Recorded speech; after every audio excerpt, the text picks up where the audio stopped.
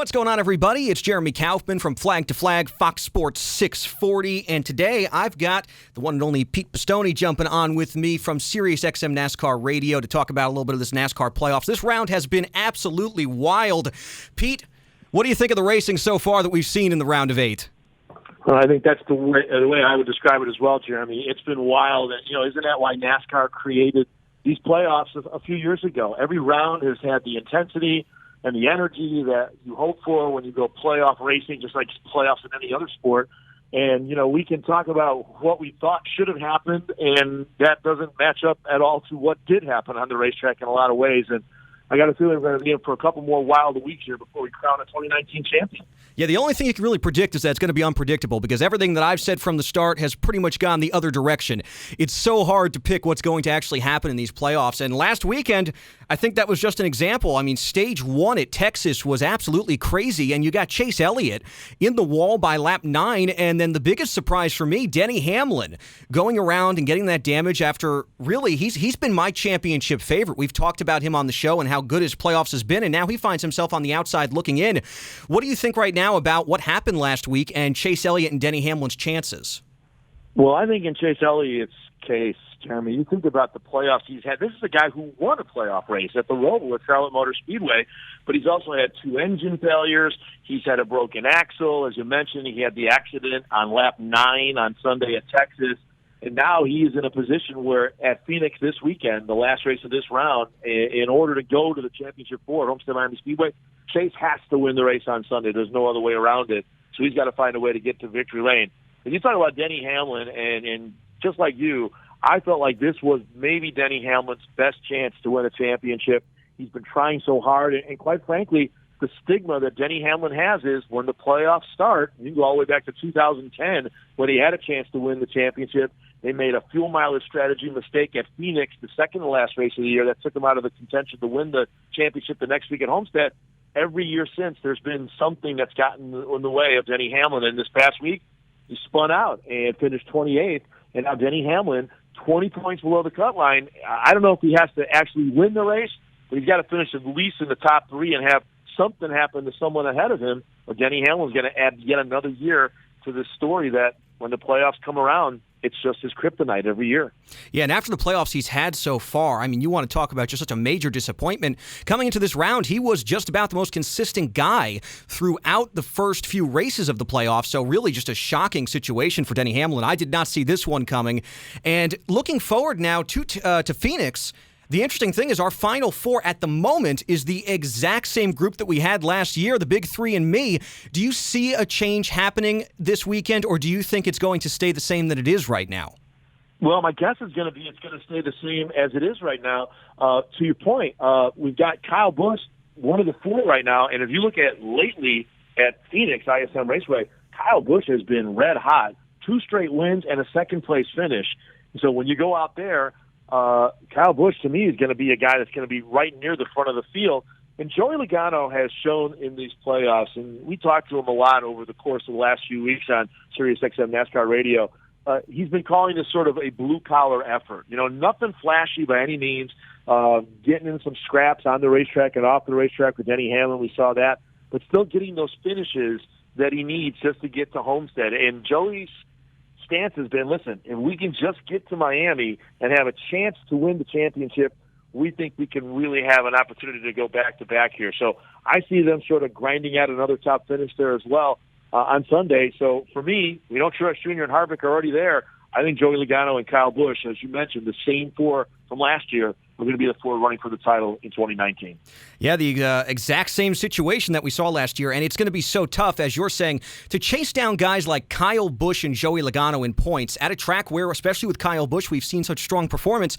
You got to expect that if you're going to get in, you're going to have to win if you're outside right now going into Phoenix. And, a lot of stuff has affected these playoffs so far. Last weekend, Kyle Larson took a bit of a hit during the green flag cycle of pit stops when the 43, Bubba Wallace, had a flat tire, and there was a lot of drama surrounding that incident, people who felt that was intentional. Kyle Larson himself incredibly vocal after the race about the non-call there. And you guys had Dale Jr. on a little bit earlier on the morning drive, and he said that he felt it was better for NASCAR not to make these kinds of judgment calls. Where is your stance on that? Did it look intentional to you, and do you feel that NASCAR should have jumped in and make more of these judgment calls? Yeah, I'll start with the latter, Jeremy. I just don't want any sport, the referees, the officials, in this case at NASCAR, to have to make those judgment calls. I find it really interesting that Kyle Larson admitted that this is something that he has done before and that other drivers have done before. But now, because it impacted him the way it did last week, as you just mentioned, now he wants NASCAR to do something about that. And as you mentioned, Dale Jr., was fined and penalized for this back early in his career for bringing out a caution purposely because he went and talked about it afterward. And NASCAR's Mike Helton at that time called up Dale Jr. and said, "Listen, you went on TV and you admitted it, so we gotta fine you."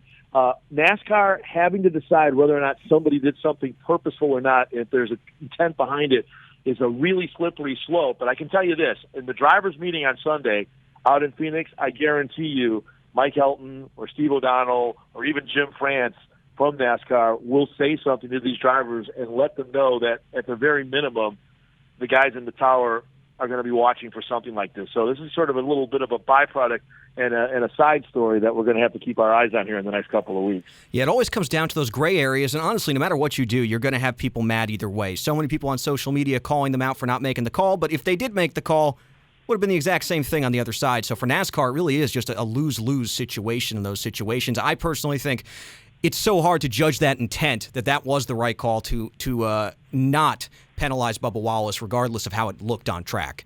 Coming into this weekend, so we have seen a lot of intensity, a lot of incidents, as you mentioned a little earlier, between these drivers. Xfinity Series, we had Cole Custer and Tyler Reddick at it at Kansas. We saw what happened at Martinsville, Denny Hamlin, Joey Logano, still my favorite clip in probably the last couple of years right here. Short track racing. I do enjoy the impression. What do you rate that impression there, Pete? That's pretty good, but I got to tell you, Jeremy, I don't know if you know Corey LaJoie's impression of Joey. It might be a little bit better. Denny's good, but not quite as good as Corey's. Really? Okay, I got to go look that one up again and just double-check that because I was pretty impressed with the Denny Hamlin impression.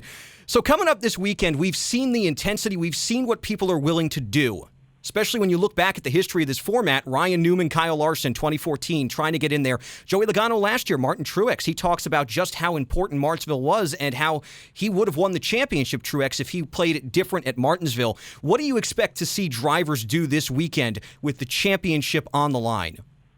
I don't think anybody's going to go out of their way, Jeremy, to go crash somebody, but I think you're 1,000% right. If the circumstances dictate where they're close enough to one another, where some contact is going to either move somebody up the track or give that other driver an opportunity to bounce off them and pass him, I have no doubt we'll see that. And let's also remember, we've got 3 races this weekend, the Truck Series race and the Xfinity Series race and the Cup Series race with the same thing on the line, all 3 of those races making it to Homestead Miami Speedway. And Phoenix is a mile track, and it's not, by definition, a short track, but it's got a lot of short track characteristics. And the way that racetrack now plays itself out with that dog leg, which is now where the start-finish line is, and drivers can get 4 or 5 wide there sometime, I think if you get some late restarts here and there's a position on the line that's going to get somebody to the championship 4 race, I have no doubt if they have to use the bumper a little bit, everybody will be willing to do that. Is there a dark horse out there for this weekend that you think could upset? Who has the best shot to jump into that Final Four? I think on the Cup side, it's Ryan Blaney, and here's why. Really? I was looking at some statistics about what Blaney did back there in the spring, and he finished 3rd in the spring. And Ryan Blaney has been not great. He's been okay, and that's why he's one of the drivers that are in the round of 8 here. But I think Ryan Blaney might have a chance if they can replicate a lot what they did there in the spring and get the right breaks. I know we're talking about Kyle Busch and Joey Logano and Denny Hamlin, and I get that.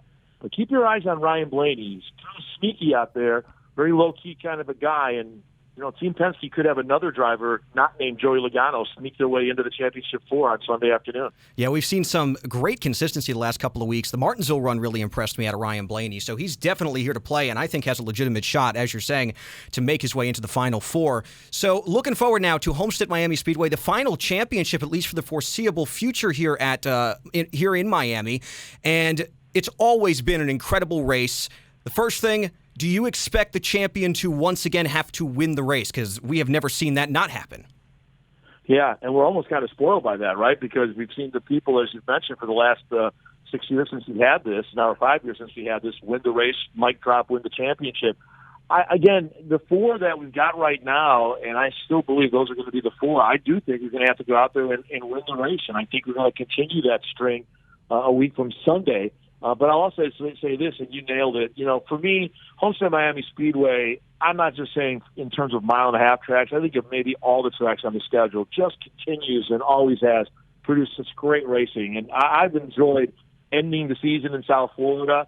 It'll be a little bit odd next year to come down to South Florida in the spring because it turns into March, and then we're going to finish up the year with the championship out at ISM Raceway in Phoenix in 2020. But I think it's just a great venue, great setting, great location, but just really and truly more importantly, great racing. And I think we're going to be in store for yet another one here, for at least for now, which will be the last time we crown the champion down there in South Florida for the immediate future. Yeah, Homestead Miami Speedway just has fantastic racing and unique among some of these mile-and-a-half. Sometimes you talk about the cookie-cutter racetracks, not Homestead Miami, and that's what I love about the track so much. All right, so heading down there, Pete, before I let you go, we know right now you're thinking it's going to be Harvick, Truex, Busch, and Logano. Out of those four, who is the 2019 champion? I'm going to pick Martin Truex Jr. again, and he's been so sneaky quiet again this year. I mean, here's a guy with 7 wins, started the playoffs by going back-to-back, added another win a couple of weeks ago at Martinsville, and yet, Jeremy, he's still somewhat off the radar. A lot of folks thought when he went from when Furniture Row shut its doors in-house at Joe Gibbs Racing, like he is now, maybe that would take some time for things to ramp up there between he and his crew chief, Cole Pern. I think that they have just picked up where they left off, and I think Martin Truex Jr. is going to be one more time. He'd be a second-time Cup Series champion a week from Sunday when we get down there for the Ford EcoBoost 400. Yeah, we obviously know he knows how to get it done under this format. He did it a couple of years ago with Furniture Row Racing. I think right now my money's on Kevin Harvick. I can't bet against this guy when he gets to the Final Four. He has been there 5 of the last 6 years and obviously knows how to get it done as well. So it's going to be a great battle to the finish. So excited for the championship race at Homestead Miami Speedway. Pete Pistone from the Morning Drive, Sirius XM NASCAR Radio. Thank you so much for jumping on with us and talking about the championship, my man. You bet. We'll look forward to seeing everybody down there at South Florida there a week from Sunday. Look forward to it as always, Jeremy. Thank you.